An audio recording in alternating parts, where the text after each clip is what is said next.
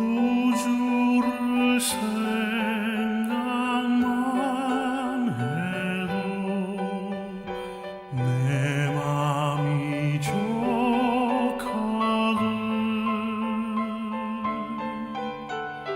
주 얼굴 배울 때야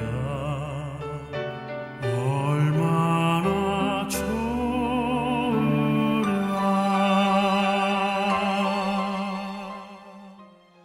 하늘에 계신 우리 아버지 하나님, 지난밤도 보호하시고 잠 잘 자게 해주셔서 감사합니다. 오늘 하루를 또 이 한 주간을 시작하면서 우리 마음을 살피며 고백합니다. 우리 구주 예수 그리스도께서 우리 삶의 본보기가 되심에 감사를 드립니다. 주님은 이 땅에 사실 때 늘 진실하셨습니다. 우리도 주님처럼 진실하고 싶습니다. 가식과 교만은 싫습니다. 주님께 헌신하는 척하는 태도도 싫습니다. 주님은 가짜 믿음이 아니라 진짜 믿음을 원하십니다. 하나님, 은근히 사람들의 박수와 칭찬을 구했던 우리를 용서하옵소서.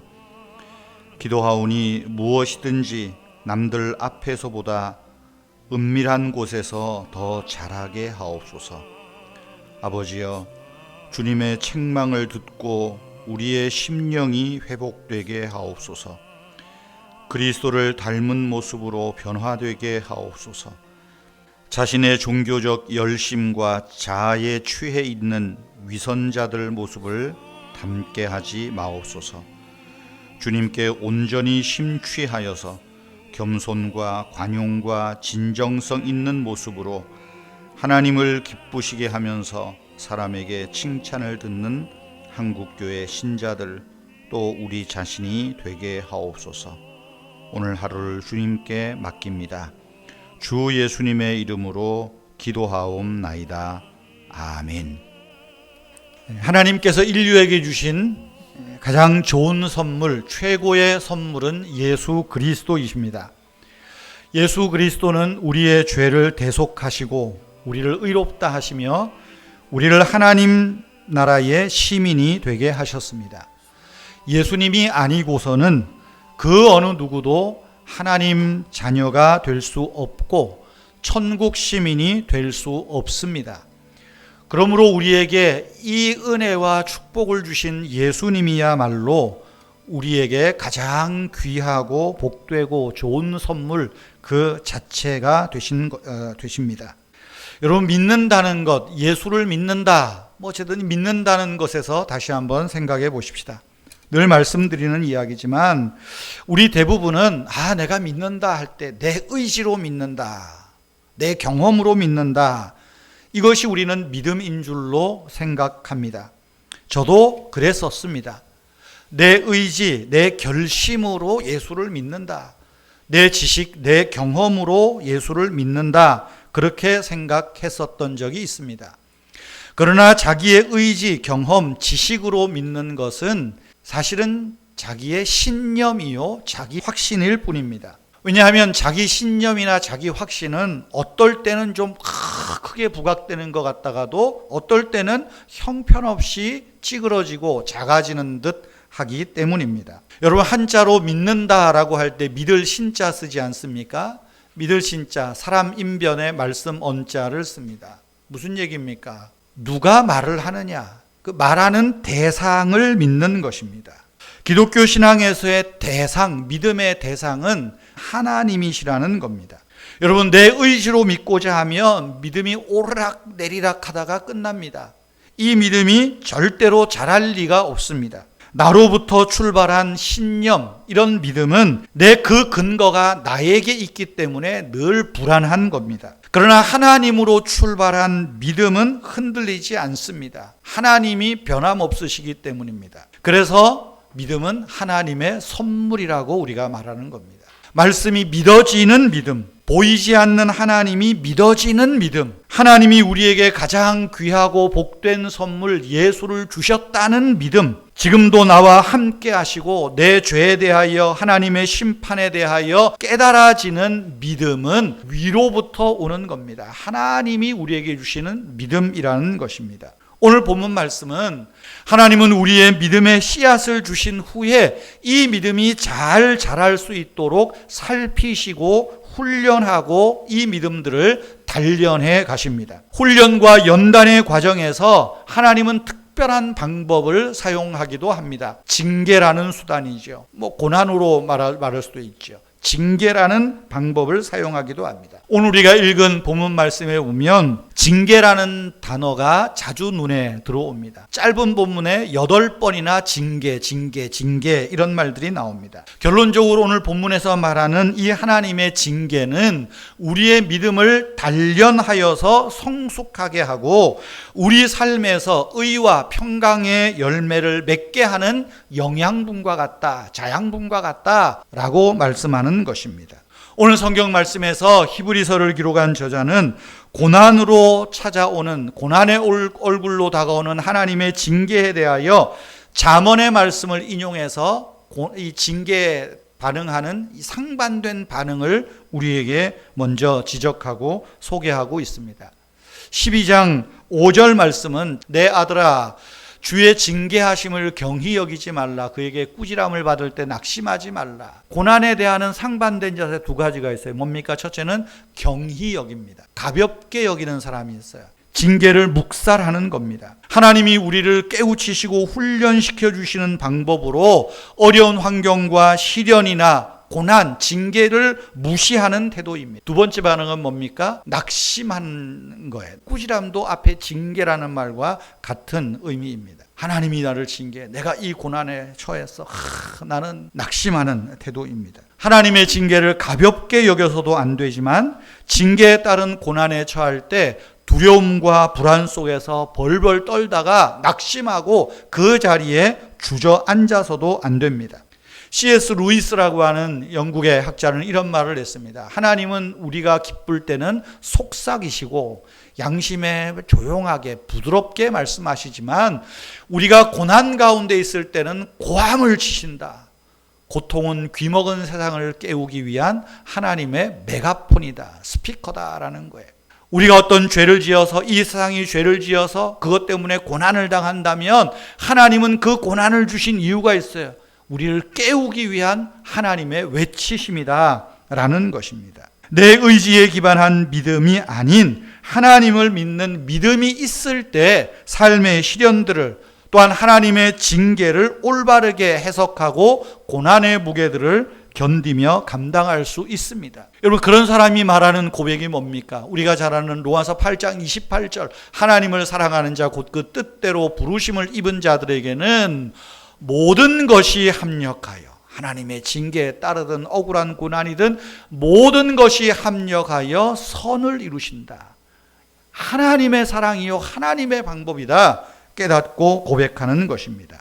그런 사람들은 이 하나님의 징계를 어떻게 해석할까요? 6절 말씀에 말합니다. 주께서 그 사랑하시는 자를 징계하시고 그가 받아들이시는 아들마다 채찍질하신다. 그가 받아들이시는 아들마다 받아들이신다 하는 그 말은 잠언 성경에 보면 기뻐하시는 아들마다 이렇게 되어 있어요. 하나님은 우리를 분노나 미움이 아니라 사랑으로 대하십니다. 하나님의 징계는 우리를 향한 하나님의 사랑입니다. 그 자녀를 바로 잡으시려고 하는 자비로운 하나님의 사랑의 표현, 나타납니다.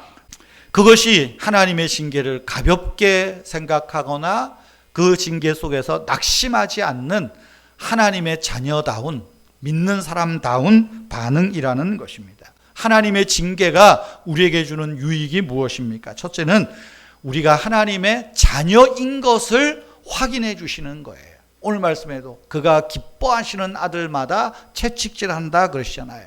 7절 8절에서 너희가 참으면 징계를 받기 위함이다. 하나님이 너희를 아들과 같이 자식들과 같이 대우하시나니 어찌 아버지가 징계하지 않는 자식이 있으리요.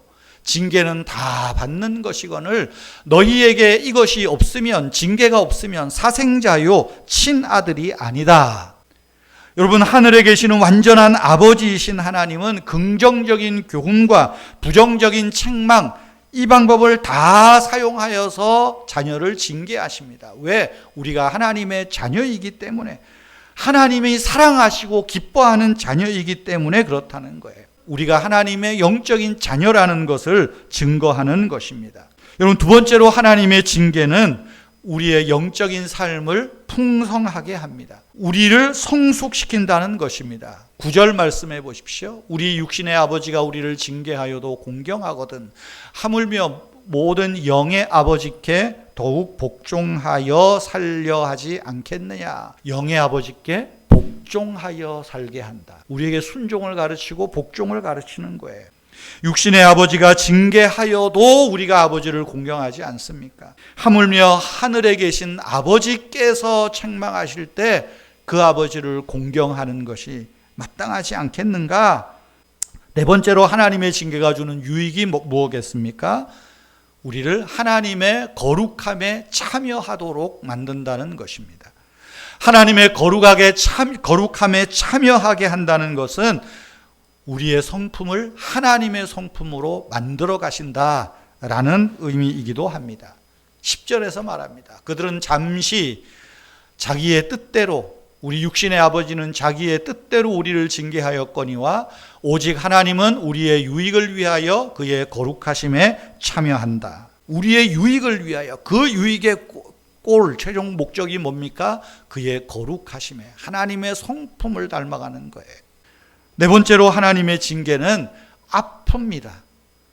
하지만 그만한 가치가 있다는 것입니다. 긍정적이든 부정적이든 징계를 당하는 동안에는 그것이 못마땅합니다. 슬픕니다. 화도 납니다. 부담스럽습니다. 그러나 하나님 징계의 최종 결과는 아름다움으로 나타납니다. 12장 11절에서 말하죠. 무릇 징계가 당시에는 즐거워 보이지 않고 슬퍼 보이나 후에 그 징계로 말미암아 연단받은 자들은 의와 평강의 열매를 맺는다. 이 믿음으로 하나님의 징계를 해석하고 반응할 때에 우리의 삶에서 믿음과 평강의 열매로 아름답게 나타난다라고 하는 것입니다. 혹시 하나님의 징계라고 느껴지는 고난 중에 있습니까?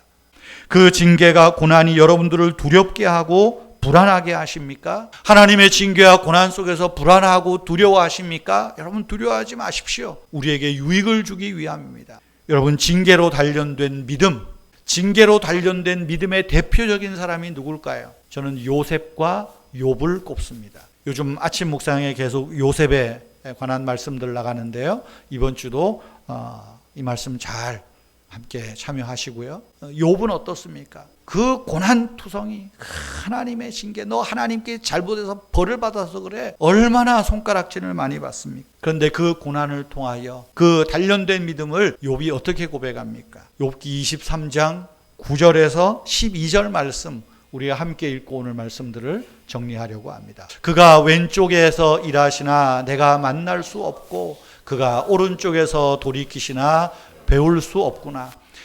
그러나 내가 가는 길을 그가 아시나니 그가 나를 단련하신 후에는 내가 순금같이 되어 나오리라. 내 발이 그의 걸음을 바로 따랐으며 내가 그의 길을 지켜 치우치지 아니하였고 내가 그의 입술의 명령을 어기지 아니하고 정한 음식보다 그의 입의 말씀을 귀히 여겼도다.